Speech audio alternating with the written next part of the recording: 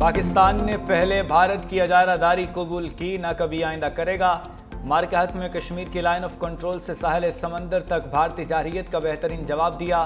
Field marshal Asim Munir کا 52ویں common training programme کے افسروں سے خطاب۔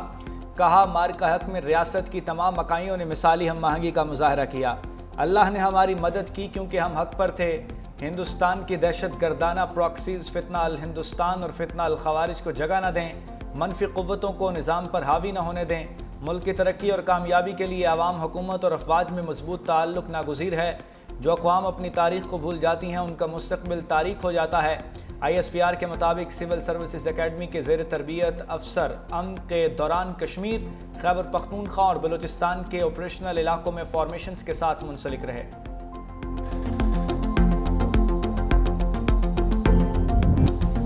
دریائے سوات میں فلیش فلڈ، بپھری لہروں نے تباہی مچا دی۔ 5 مقامات پر 70 سے زائد افراد پھنس گئے، 20 سے زائد افراد سیلابی ریلے میں بہہ گئے، 3 افراد کو زندہ بچا لیا گیا، 7 لاشیں نکال لی گئیں، مزید 10 کی تلاش جاری۔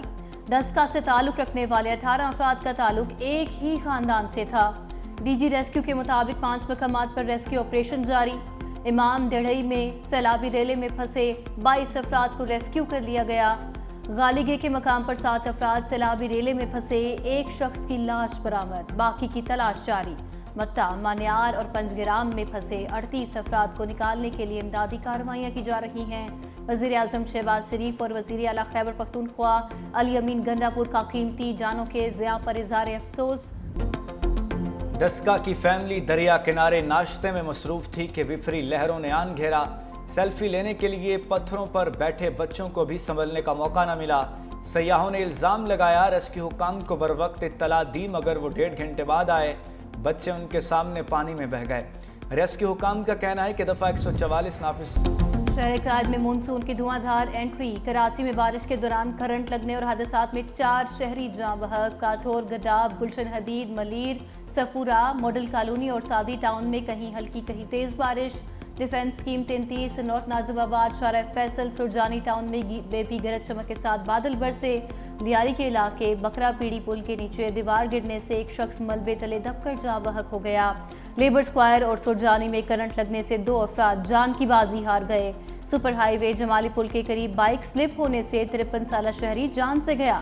36 گرنے کے واقعات میں 20 سے زائد افراد بھی زخمی ہوئے۔ بارش کے دوران شہر کا بیشتر حصہ بجلی سے محروم رہا۔ میئر کراچی مرتضی وہاب کا مختلف سڑکوں کا دورہ، کہا شہر میں کسی بھی جگہ پانی کھڑا ہونے کی شکایت نہیں ملی۔ لاہور سمیت پنجاب کے مختلف شہروں میں بارشوں کا سلسلہ جاری۔ مختلف حادثات میں مزید 2 بچے جاں بحق، ہلاکتوں کی مجموعی تعداد 9 ہو گئی۔ لاہور میں لکشمی چوک سمیت مختلف علاقوں میں بارش ہوئی۔ وزیر آباد، حافظ آباد، علی پور چٹھا اور گرد و نواح میں کہیں ہلکی کہیں تیز بارش ہوئی۔ لاہور میں بارش نے انتظامیہ کی کارکردگی کا پول کھول دیا۔ ماڈل ٹاؤن لنک روڈ پر شگاف پڑ گیا۔ شاہدرہ، عزیز کالونی، ونڈالہ روڈ میں 12 گھنٹے کے زائد بجلی غائب رہی۔ پتوکی کے علاقے کوٹ رانجھا میں گھر کی دیوار گرنے سے 2 بچے جاں بحق ہو گئے، تیسرا شدید زخمی۔ 10 سالہ سجاد، 8 سالہ سفیان کی لاشیں اسپتال منتقل۔ محکمہ موسمیات کے مطابق آج بھی ملک کے بیشتر علاقوں میں تیز ہواؤں اور گرج چمک کے ساتھ بارش متوقع۔ خیبر پختونخوا، مری، گلیات اور کشمیر میں لینڈ سلائیڈنگ کے خدشات۔ مخصوص نشستیں، نظر ثانی کیس کی سماعت کرنے والا آئینی بینچ ٹوٹ گیا۔ جسٹس صلاح الدین پنہور نے خود کو 11 رکنی بینچ سے الگ کر لیا۔ کہا، حامد خان نے 26ویں ترمیم کے بعد کچھ ججز کی شمولیت پر اعتراض کیا۔ جن ججز پر اعتراض ہو میں بھی ان میں شامل ہوں۔ عوام کا عدلیہ پر اعتماد لازم ہے، ضروری ہے کسی فریق کا بینچ پر اعتراض نہ ہو۔ 10 رکنی بینچ کی تشکیل پر حامد خان نے پھر اعتراض کر دیا۔ جسٹس جمال خان مندوخیل کے ساتھ تلخ جملوں کا بھی تبادلہ۔ جسٹس جمال مندوخیل نے کہا، ہم رولز، قانون اور آئین کے مطابق چلیں گے، کوئی غیر متعلقہ بات نہیں سنیں گے، پہلے ہی بہت کچھ سن لیا۔ حامد خان نے کہا، آپ غصے میں ہیں، کیس نہ سنیں۔ آئینی بینچ کے سربراہ جسٹس امین الدین نے اعتراض مسترد کر دیا۔ جسٹس جمال مندوخیل نے کہا، آپ اپنی زبان کا خیال رکھیں، ایسا نہیں ہے کہ ہمیں سختی کرنا نہیں آتی، اگر آپ کو یہ سسٹم اچھا نہیں لگتا تو وکالت چھوڑ دیں۔ جسٹس امین الدین کا آج ہی کیس کا فیصلہ کرنے کا اندیا۔ جسٹس ہاشم کاکڑ کا بھی حامد خان سے مکالمہ۔ کہا، آپ نے گزشتہ روز سٹنگ ججز پر الزامات عائد کیے، میرے مینٹور قاضی فائز عیسیٰ کا نام لیا۔ آپ کو سٹنگ ججز پر الزامات لگانے کا حق کس نے دیا؟ آپ نے کل سپریم کورٹ کو ڈی چوک بنا دیا، میں لعنت بھیجتا ہوں ایسے عہدے پر، چھوڑنے میں 1 منٹ نہیں لگاؤں گا۔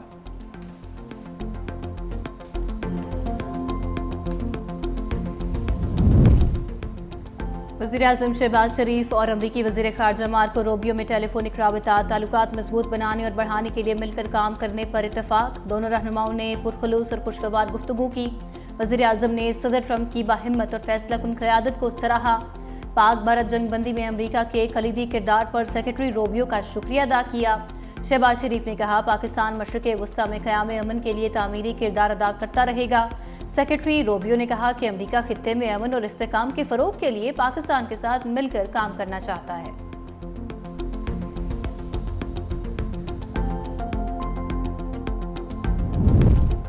وزیر داخلہ محسن نقوی سے امریکہ کی قائم مقام سفیر نیٹلی بیکر کی ملاقات، پاک امریکہ تعلقات اور مختلف شعبوں میں تعاون بڑھانے پر تبادلہ خیال۔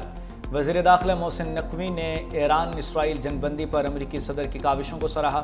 وزیر داخلہ محسن نقوی نے کہا کہ قیام امن کے لیے امریکی صدر کے زبردست اقدامات کو سراہتے ہیں، امید ہے ٹرمپ غزہ میں بھی جنگ بندی کرائیں گے۔ پاکستان امن کے لیے اٹھائے گئے ہر قدم کا خیر مقدم کرتا ہے۔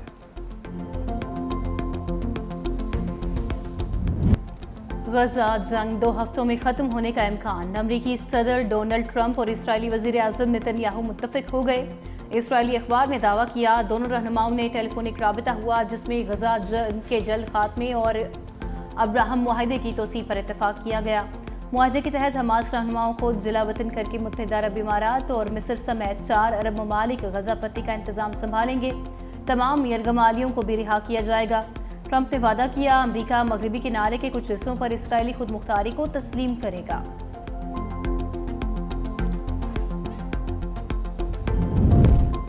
غزہ میں اسرائیلی بربریت جاری، 24 گھنٹے میں 62 فلسطینی شہید۔ اسرائیل نے حماس پر امداد قبضے میں لینے کا الزام لگا کر غزہ میں امداد کا داخلہ روک دیا۔ اسرائیلی وزیر اعظم اور وزیر دفاع نے مشترکہ بیان میں کہا فوج کو 2 روز میں حماس کو امداد پر قبضے سے روکنے کا منصوبہ پیش کرنے کی ہدایت ہے۔ دوسری جانب اقوام متحدہ کا کہنا ہے کہ غزہ میں 20 لاکھ سے زائد فلسطینی شدید انسانی بحران کا شکار ہیں۔ اسرائیل نے جان بوجھ کر بھوک کو ہتھیار بنایا ہے۔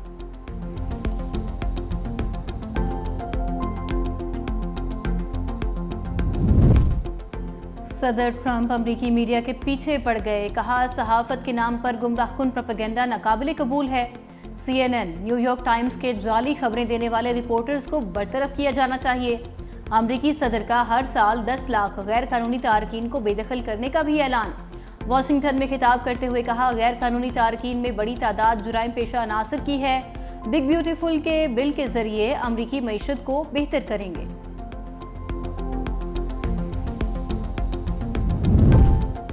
ایران پر امریکی پابندیاں ختم ہونے کا امکان، امریکی ٹی وی کے مطابق ایران کو بیرونی بینکوں میں سے $6 ارب استعمال کرنے کی اجازت دی جا سکتی ہے۔ مذاکرات میں اہم ترین شرط ایران کو یورینیم افزودگی کی اجازت نہ دینا ہے۔ ایرانی سویلین نیوکلیئر پلانٹ کے لیے اربوں کے ذریعے سرمایہ کاری کی پیشکش کا فیصلہ کیا گیا۔ دوسری جانب ایران کی طرف سے تعاون معطل کرنے پر IAEA سربراہ کی تنبیہ۔ رافیل گروسی نے کہا کہ ایران کی جانب سے معائنہ کاروں پر پابندی نیا بحران جنم دے سکتی ہے۔ معائنہ کاروں کی رسائی روکنا عالمی قوانین کی خلاف ورزی ہوگی۔